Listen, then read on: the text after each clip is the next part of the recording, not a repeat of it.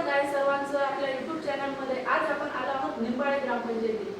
निंबाळे ग्रामपंचायतीला खास भेट देण्याचं कारण म्हणजे या ग्रामपंचायतीला देश पातळीवर गुड गव्हर्नन्स सुशासनयुक्त ग्रामपंचायत या थीममध्ये दुसरा क्रमांक मिळालेला आहे आणि राज्य पातळीवरती प्रथम क्रमांक मिळालेला आहे। या ग्रामपंचायतीने ऑनलाईन दाखले वितरण, ऑनलाईन सेवा प्रणाली जी आहे त्यामध्ये अतिशय उत्कृष्ट काम केलेलं आहे आणि जिल्हा परिषद नाशिक तसेच पंचायत समिती चांदवड यांच्या मार्गदर्शनाखाली या ग्रामपंचायतीला हा पुरस्कार प्राप्त झालेला आहे। रुपये 75 लाख रकमेचा हा पुरस्कार आहे आणि अतिशय प्रतिष्ठेचा मानला जाणारा हा पुरस्कार आहे।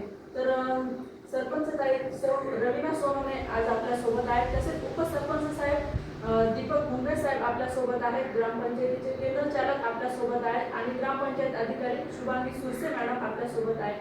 तर नमस्कार सर्वांना।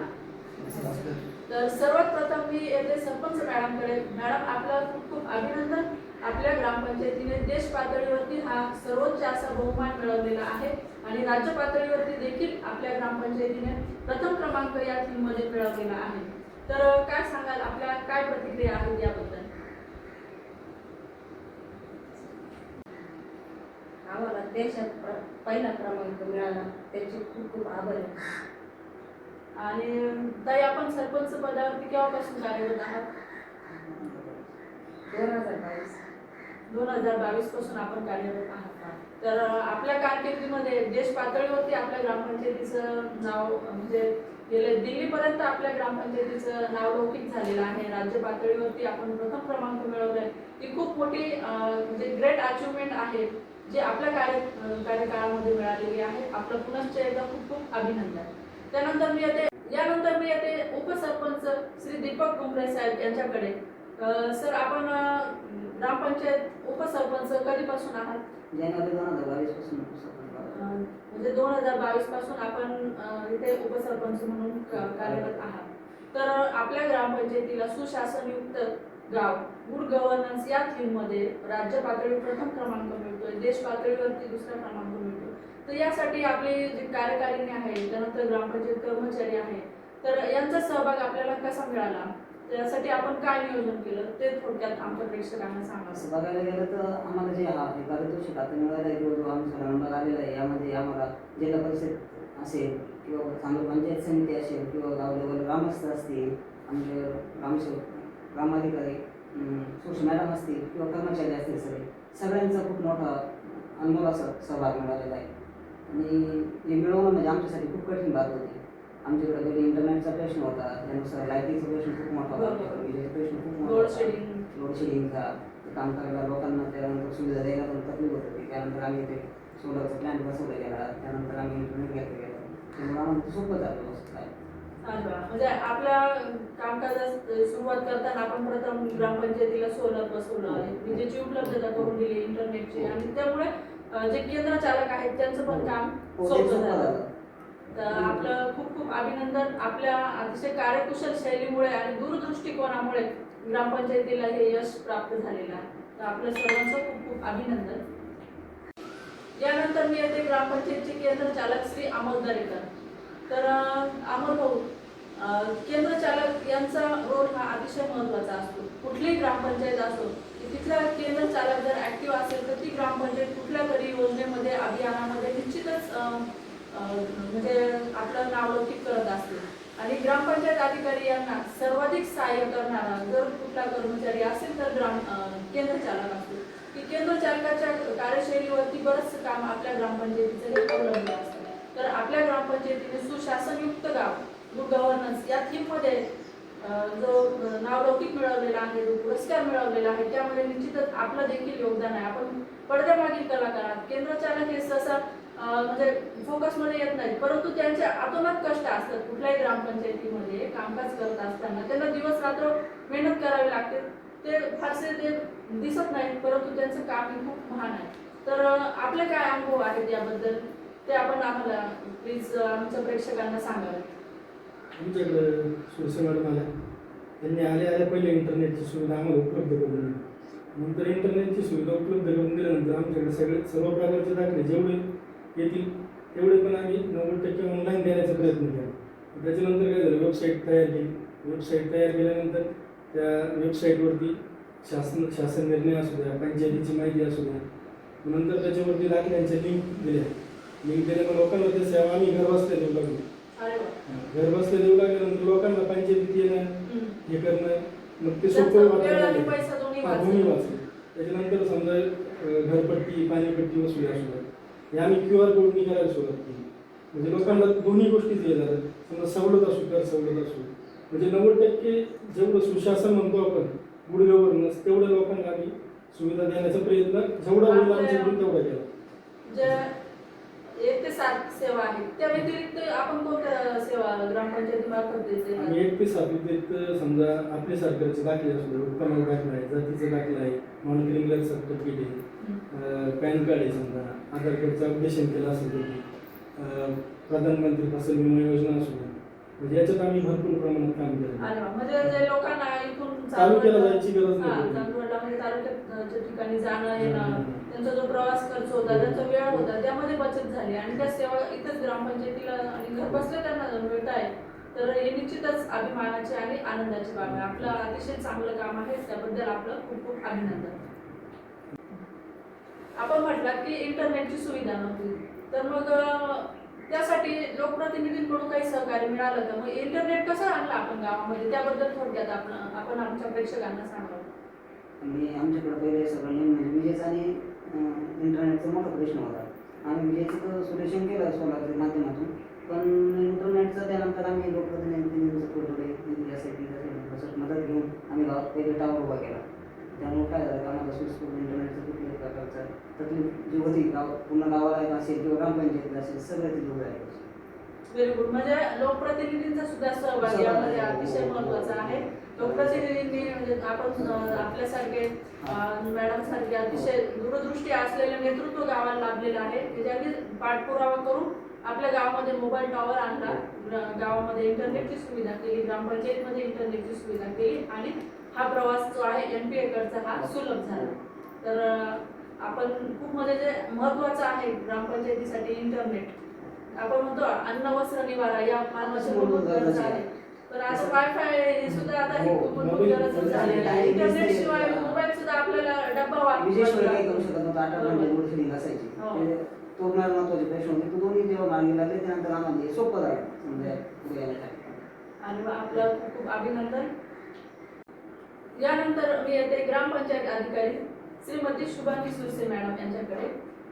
मॅडमच्या अतिशय काटेकोर नियोजनामुळे आणि मॅडमचे जे काम करण्याची शैली आहे ती सर्वांना समजून घेऊन काम करतात आणि त्यांच्या या कामाच्या शैलीमुळे आणि वरिष्ठांचं उत्तम मार्गदर्शन व ग्रामस्थांचं सहकार्य यामुळे हा सुवर्ण मध्ये साधला गेलेला आहे आणि देश पातळीवरती आणि राज्य पातळीवरती तसेच जिल्हा परिषद पंचायत समिती सर्व जे स्तर आहेत त्या स्तरावरती निंबाळे ग्रामपंचायतीचं नाव लौकिक झालेलं आहे. त्याबद्दल मॅडम त्यांचं देखील खूप खूप अभिनंदन.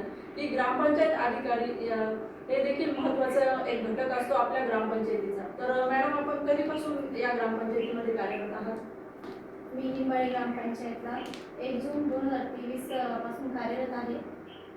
तर आपण 2023 पासून या ग्रामपंचायतीमध्ये काम करत आहात. तर 23 पासून तर 26 पर्यंतचा आपला हा जो प्रवास होता, तर आपण दैनंदिन कामकाज आपण सर्वच करत असतो.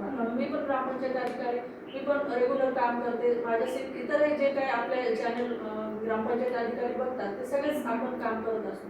परंतु तुम्ही काम करत असताना कधी असं तुमच्या मनात विचार आला होता का की आपण देश पातळीवरती पुरस्कार मिळवू, त्या उद्देशाने तुम्ही कधी हे काम केलं होतं? नाही.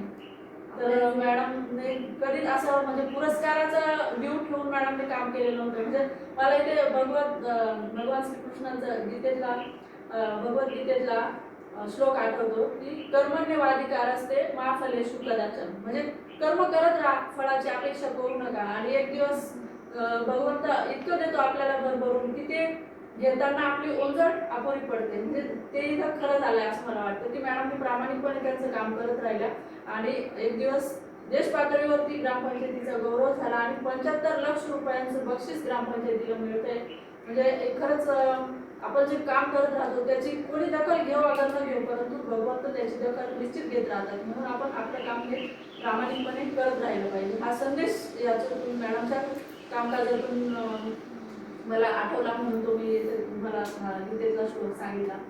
त्यानंतर मॅडम तुम्हाला मला असं पुढचं विचारायचं आहे की आपल्या पायचा स्कोर ठरला आणि त्यानंतर जे नामांकन मिळालं ग्रामपंचायतीला, पण तिथून पुढचा प्रवास हा कसा झाला, MPA पर्यंत आपण कसे पोहोचला? मॅडम मी सुरुवातीपासून सांगेन. मी या ग्रामपंचायतीमध्ये हजर झाले. तर तुम्ही जसं गीतेचा श्लोक जे म्हटले कर्मण्येवाधिकार असते माफलेषु कदाचन, त्याप्रमाणेच आमचं काम चालू होतं. सुरुवातीपासूनच आम्ही ऑनलाईन दाखले द्यायचं हेच ठरवलेलं होतं. त्याच्यासाठी इंटरनेटची सुविधा आमचे सरपंच, उपसरपंच, कार्यकारिणी आणि ऑपरेटर कर्मचारी यांच्या सहकार्याने मी इथे इंटरनेट पण आणू शकले. त्याच्यानंतर सोलर बसवलं आणि तिथून पुढे आम्ही ऑनलाईन कामकाजाची सुरुवात झाली आमची. ही गोष्ट निश्चितच सोपी नाही आहे.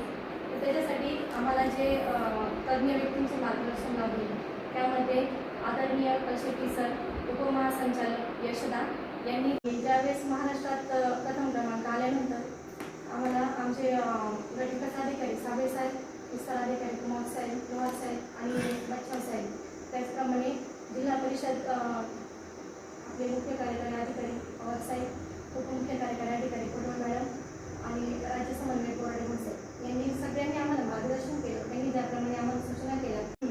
आणि पंचायत समिती चालवड आदरणीय गटविकास अधिकारी श्री साबळे साहेब आणि विस्तार अधिकारी साहेब यांचे मार्गदर्शन आपल्याला मिळालं आणि ग्रामपंचायत अधिकारी जे आहेत त्यांचं आपल्याला सहकार्य मिळालं का यामध्ये, इतर जे ग्रामपंचायत अधिकारी आहेत?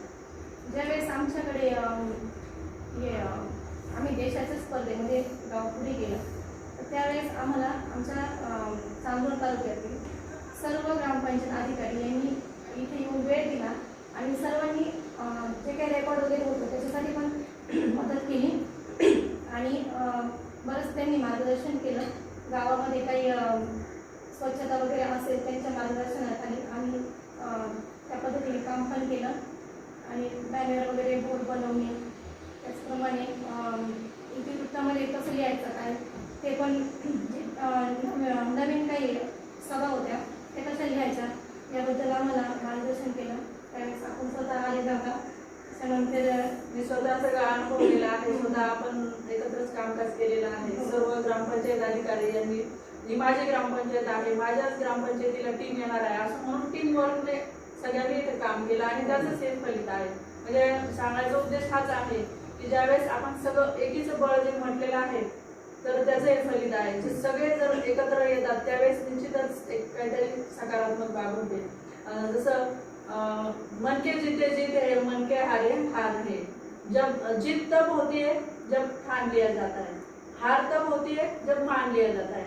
आणि आपले आदरणीय CO sir, Shri Omkar Pawar sir, उपमुख्य कार्यकारी अधिकारी श्रीमती वर्षा कोडवळ मॅडम आणि आपल्या पंचायत समितीचे गटविकास अधिकारी श्री साबळे सर यांनी मनाशी पक्का निश्चय केलेला होता की निंबाळे ग्रामपंचायतीला आपल्याला पुरस्कार हा मिळवायचाच आहे आणि त्यांनी अतिशय उत्कृष्ट असं मार्गदर्शन आपल्याला केलं आणि आपण देखील सर्व ग्रामस्थांनी, सरपंच मॅडम, उपसरपंच साहेब, आपले सर्व कर्मचारी, केंद्र चालक आणि ग्रामपंचायत अधिकारी यांनी सगळ्यांनी एकत्र येऊन कामकाज केलं आणि त्याचंच हे आज फलित आहे.